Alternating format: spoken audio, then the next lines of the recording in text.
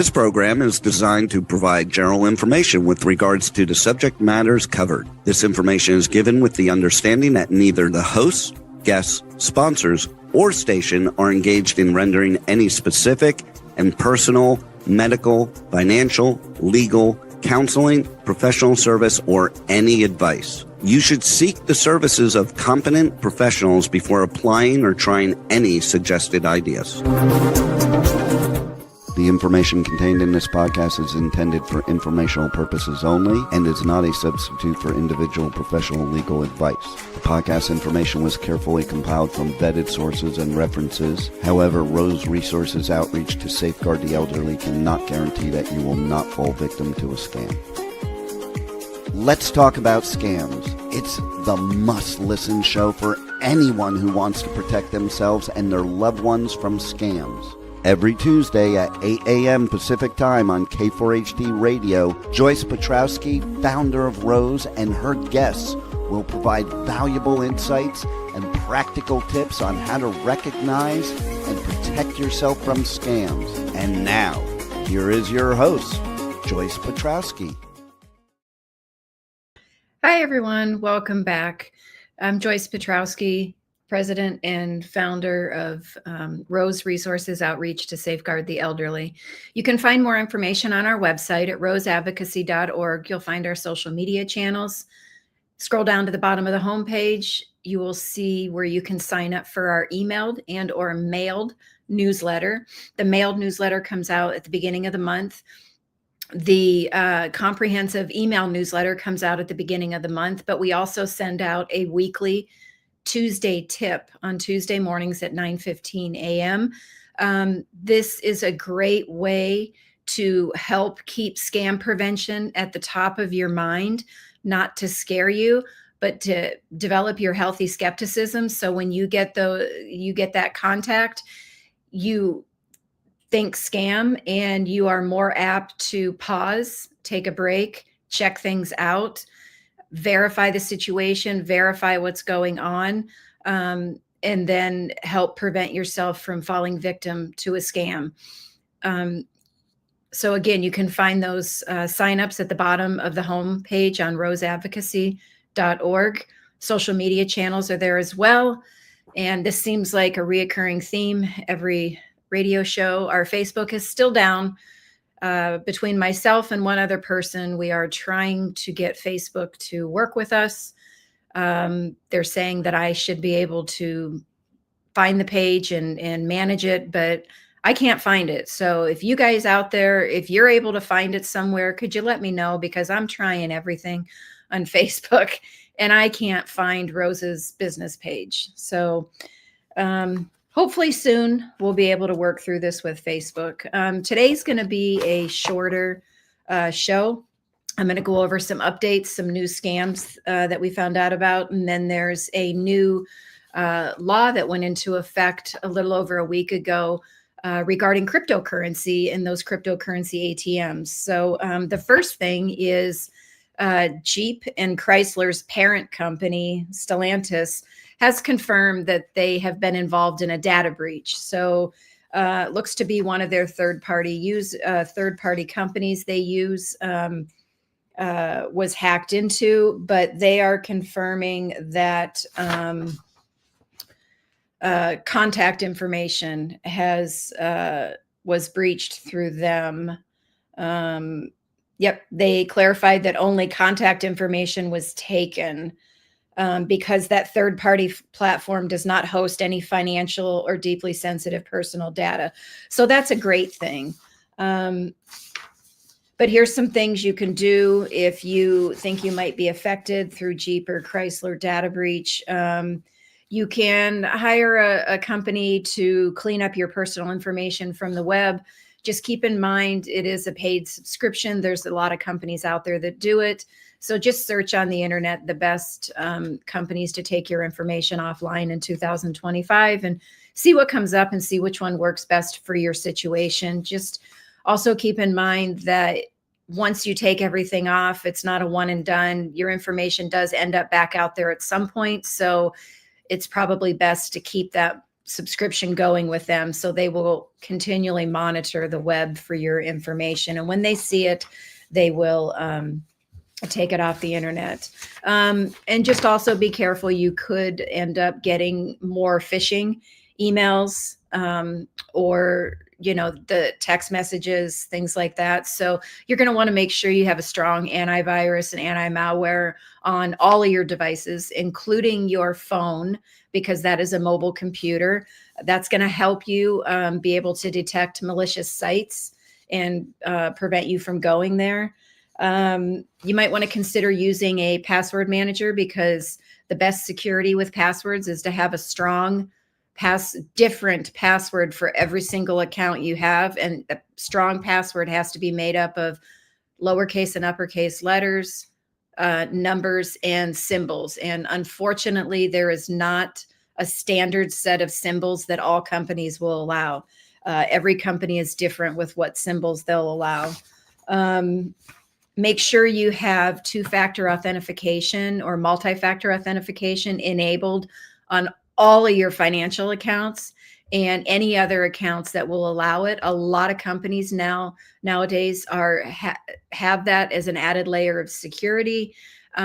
Sometimes they don't prompt you to set it up when you set your account up. You need to go into privacy and settings, find it, and turn it on.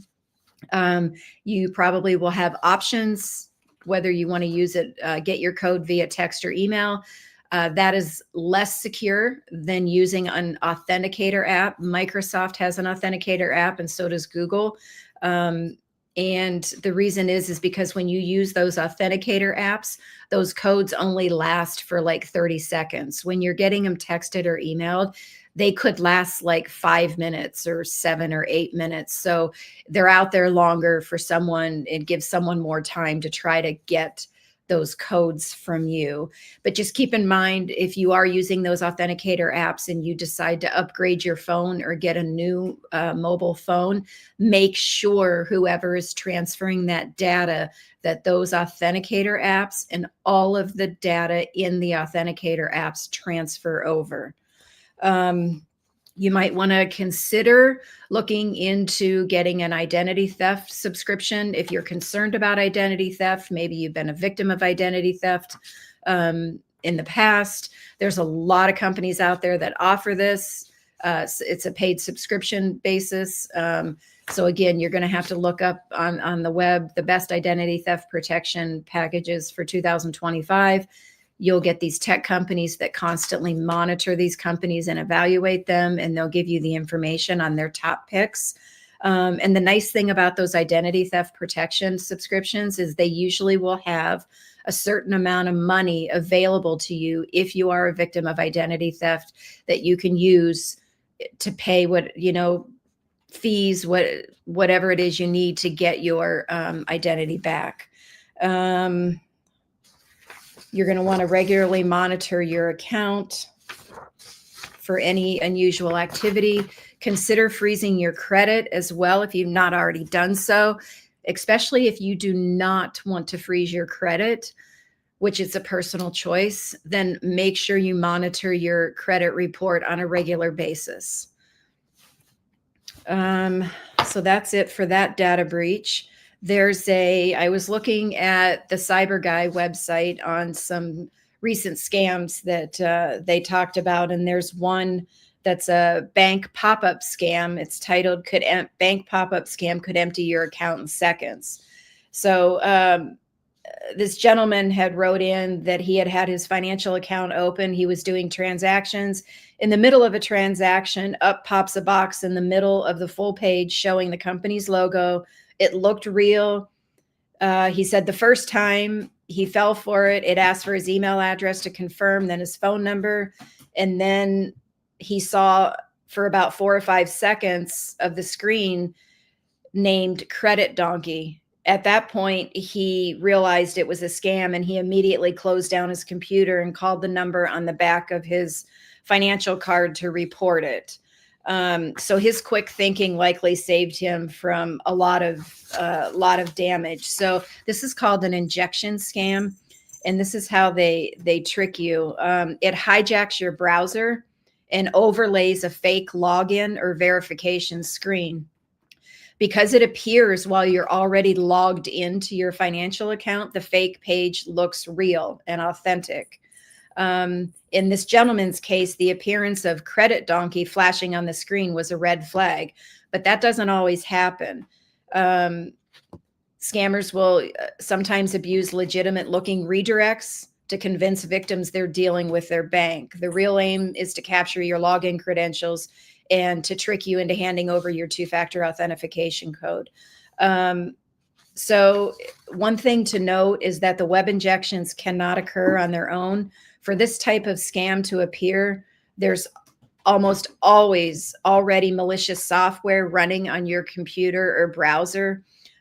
So a virus that's just quietly monitoring traffic, and then it sees when you are logged into your bank account. So basically that means your device is already compromised.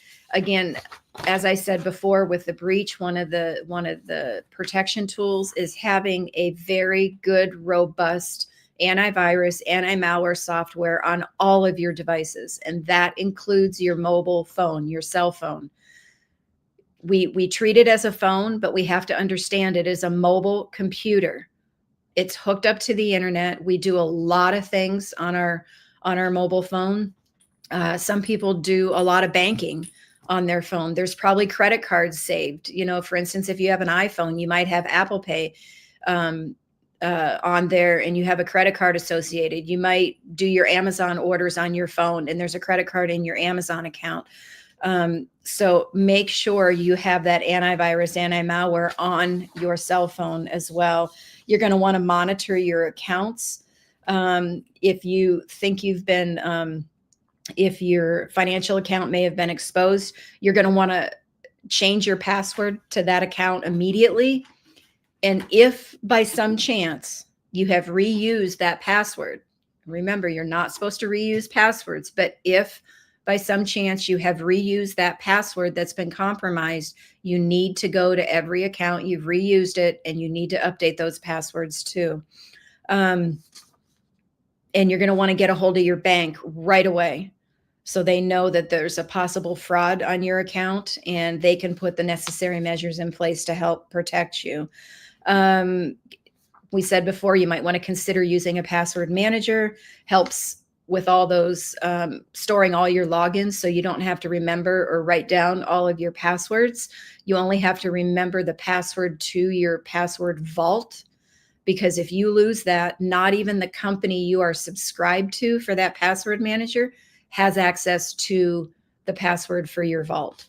So you're going to want to keep that in a safe place. We talked about removing your data from different sites. It's a paid subscription. Let's see what else they say here. Enable multi-factor authentication. That is a reoccurring protection theme in a lot of different scams. Freeze your credit. If you haven't frozen your credit, you might want to seriously consider freezing your credit at this point. If you still don't want to do it, again, it's a personal choice. You are going to want to monitor your credit reports on a regular basis. And we talked about identity theft monitoring as well. Some other things you want to consider is always make sure you're logging into your bank's verified website before you do any personal banking, and keep your browser and your operating system. So if you use Google, keep it updated. Keep on your, if you're doing it on your cell phone, your laptop, your computer, whenever there's updates, excuse me, to the operating system, make sure you install those updates, and never enter any personal details on pop-up screens, no matter how real it looks. Always make sure you are on your bank's legitimate website, not going through pop-up screens. So that's it with that one. Let's see. This one we just had in our newsletter that went out on Saturday, our emailed newsletter. So this is about fake Wi-Fi networks. And this is specifically how it can steal your data while you're traveling. Now, this is called an evil twin Wi-Fi attack. So how does that happen? So a scammer, a bad actor, is going to mimic the airline's Wi-Fi, whatever airline you're flying. They're going to mimic that Wi-Fi with a hotspot, an evil twin hotspot. So when you go on to get onto the airline's Wi-Fi network, you're going to see multiple networks with the same name, but your phone or your laptop often connects to the one with the stronger signal. And that, unfortunately, is usually the attackers. So having the anti-malware, antivirus on your phone, your laptop, all your devices, that's going to help you recognize if you do try to connect to the evil twin Wi-Fi. So basically, if you do connect, you're redirected to a fake login or landing page, and then it gets your email address, passwords, social media credentials, whatever you're doing while you're on the airline's Wi-Fi. And that can lead to identity theft. It can lead to, if you happen to be doing your banking, which I would highly suggest you don't do any financial transactions while you are using public Wi-Fi, like the airline's Wi-Fi. So they can do this while you're in flight. So there was a case in Australia where this happened. So the attacker carried a portable hotspot on board the flight and named it to match the airline's official Wi-Fi network. So passengers, seeing the fake network with a stronger signal strength, connected automatically. And then they were taken to a counterfeit login page asking for personal details. And so on a flight, the consequences could be amplified. Passengers either give in or share data or lose access to entertainment for hours. And so the success rate for attackers can be quite high. Another thing that you can do to help protect yourself with this is make sure you have a virtual private network. So a VPN creates an encrypted tunnel between your device and the internet, making it harder for attackers to intercept your data, even if you connect to the wrong hotspot. If you connect to the attackers' fake Wi-Fi, their wrong hotspot, if you have a VPN, whatever data you're entering in is going to go through an encrypted tunnel between your device and the internet. So it doesn't mean that the attackers can't 100% get your information. It just makes it a lot harder for them to try to get it. And if there's other people on the flight that are not using a VPN, well, then it's going to be easier, and they're just going to go and work on their data. So we talked about using strong antivirus and anti-malware. Two-factor authentication, again, multi-factor authentication. Make sure you have it on any account that allows it, especially financials.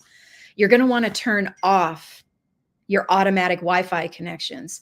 So in your Wi-Fi, if you go into that, a lot of times it'll show that it remembers certain things. And if you do that while you're in the airport or as soon as you get on the plane, it might come up and show, and you're going to want to turn off those Wi-Fis that it remembers. You're going to want to disconnect it, whatever it says, because then it won't automatically try to connect to that one. If maybe on the previous flight you were connected to one of the attackers' rogue Wi-Fis. And like I said before, limit what you are going to do while you are connected to the airline's Wi-Fi. Even if you have a VPN, even if you have the strong antivirus, anti-malware, seriously consider limiting what you are going to do while you are on the plane or sitting in the airport. Keep your devices updated. And make sure you use airplane mode with Wi-Fi only. Technically, the airlines always tell you need to switch into airplane mode, but then you could do Wi-Fi only with that. And then watch for phishing pop-ups and avoid suspicious links, because if the attacker is able to get in and get your information, they are going to inundate you with phishing emails, with text messages, wanting you to click on links, respond to them, all in an attempt to get more information or to get you to give money to them. And then make sure you don't just leave that Wi-Fi logged on, even if you're not using it. Go in and log off of it when you are done. All right, that is it for that. Let's see what's next here. There was an article in the Green Valley News, and it came out on October 4th. And our community outreach specialist, Brian Watson, was quoted in this article. So it's called "More Victims Fall Victim to Crypto Scams, but There's Hope." So there was a resident of down in Tucson that lost $450,000 in a cryptocurrency scam. And then a week later, 2 Green Valley residents also fell victim to crypto scams. So one person reported that they received a text from her bank saying there were issues with her account and she needed to transfer the funds via Bitcoin to fix them. She lost $26,000. She's 77 years old. On that same day, another Green Valley resident who was 75 reported that they'd transferred $10,000 into Bitcoin to a man claiming to be an American soldier who needed the money to get back to the US. She also sent him $2,000 in Apple gift cards. So here's some things that Brian said in this article. And all of these victims that the article is talking about, they went to a cryptocurrency ATM machine. You can find them at gas stations. I've heard they're in shopping malls. In all honesty, I'm not exactly sure why they came out, because if you're a legitimate investor in cryptocurrency, you have your own portal and you can invest in it from the comforts of your own home. You don't need to go to a cryptocurrency ATM machine. So if anybody knows of any legitimate reason why somebody would go legitimately to put money into a cryptocurrency ATM machine to invest or to do something else, let me know. But I can only think that it's used to victimize people, because they stand there with thousands of dollars in cash, putting it into this machine. So as Brian said, the gift cards were extremely popular with con artists for a long time. But a lot of these larger companies, Target, Walmart, Home Depot, Amazon, they all put signs up to raise awareness of scams. Criminals like to send people to methods of payment they're not familiar with. People know cash and they know checks and they know debit cards and credit cards. So criminals like to use wire transfers, gift cards. They still will use gift cards because it's very easy. They just need the numbers on the back. They don't need the actual card. And they use crypto. And we have seen such an uptick in cryptocurrency scam victims who have put money into cryptocurrency ATMs. And plus, you don't have to deal with anybody. The scammer's on the phone. They tell you exactly how to use it. You put the money in. Here's another thing that Brian said regarding these. The thing that jumped out at him was these are incredibly intelligent people who handled their own finances and lived on their own. These were not people that were dependent on others or living in like an assisted living or a memory care. They had all of their faculties. They just got fooled, and it could happen to all of us. And we need to keep this in the back of our minds. It can happen to any of us. Scams have nothing to do with intelligence. So if you are one of those people that whether you think it to yourself or you say it out loud when somebody talks about scams, oh, that'll never happen to me, you are now more susceptible because you are letting your guard down.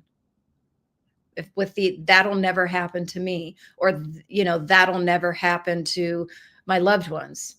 Then you're going to let your guard down and you're not going to talk to your loved ones about scams. You're not going to check in on them, and make sure everything's okay. They haven't been talking to someone that they've never met, asking them about their, weird emails they're getting or text messages or things like that, or showing them some examples that you may have gotten and showing them how they can figure out if it's the red flags to look for, to tell if it's a scam.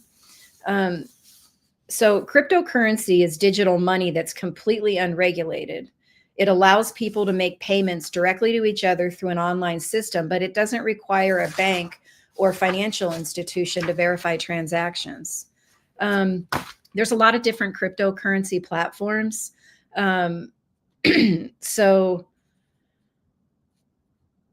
and Brian, our community outreach specialist, also teaches a class at University of Arizona in the spring semester, and he had a Homeland Security agent speak to his class. And this is what that Homeland Security agent said. If a police officer was looking for a case, they could just park in front of a crypto ATM at a liquor store or gas station and just pull license plates, because of the vast majority of the people that use the crypto ATM are either going to be people depositing drug money, illegal money, or victims depositing their hard-earned savings. Let's see here. So there is a new law that went into effect, and I'm going to read about that from the Arizona Corporation Commission's website. It's called the Crypto ATM Fraud Laws Protect Arizona Seniors. That's the article. So the name of the bill that was passed, and I was looking for the number of the bill, and I don't see it listed here, but it's called the Cryptocurrency Kiosk License Fraud Prevention Law. Establishes the following mandates. So there are going to be transaction limits. So there's daily limits have been set at $2,000 for new customers and $10,500 for existing customers. Not sure why there's that big of a difference, but that's what the new bill has in. Warning messages, on-screen warnings must be displayed, and customers must acknowledge them before completing a transaction. Well, in my opinion, that's fine. But when you've got a victim in an emotional state, especially if they're scared, and the scammers on the other end of the line, they're going to do what they need to do to get through the situation. So they think that then their loved one's going to be safe, or their money's going to be safe. And they're just going they'll most likely just click on that warning to say they acknowledge it. All transactions now require a receipt showing the digital wallet address where the funds were sent. That's a great tool, because then somebody's been scammed and they've used that machine. They have the receipt. It has the digital wallet's address, and they go and make a report at law enforcement. Law enforcement now has that digital address where the funds were sent, the digital wallet's address. And there is also a clause in there about refunds. So it says these cryptocurrency ATM operators must issue full refunds to new customers who were defrauded, provided the victim reports the fraud to law enforcement or the attorney general and the ATM operator within 30 days. So this one's going to be interesting, because at the end of the Green Valley article I was talking to you about just briefly, there was a manager at a vape shop. He said he thinks those who use the crypto kiosk in his shop don't even read the warning placed on the machine by the sheriff's office several months ago. And he is unaware of the new law, but said he would be speaking with the shop's owner to see about removing the machine.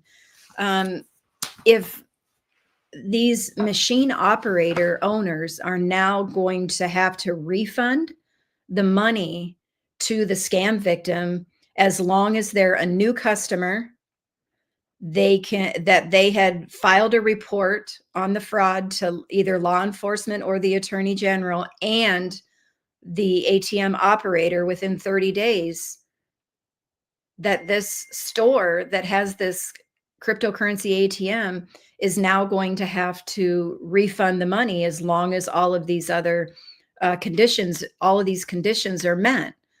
So that ATM operator could be out a couple $1,000s. They could be out $10,000. So I'm thinking that, and again, this is pretty new. I want to say, let me go back to this Green Valley article. I believe it had it. Oh yeah, it went into effect September 26th. So just like 10 days ago, it went into effect. So as these owner operators of these machines learn about this new law and all the ramifications, I have a feeling a lot of them are going to get rid of these cryptocurrency ATM machines, which in my opinion is great because that's just cuts off one way that scammers can get their money.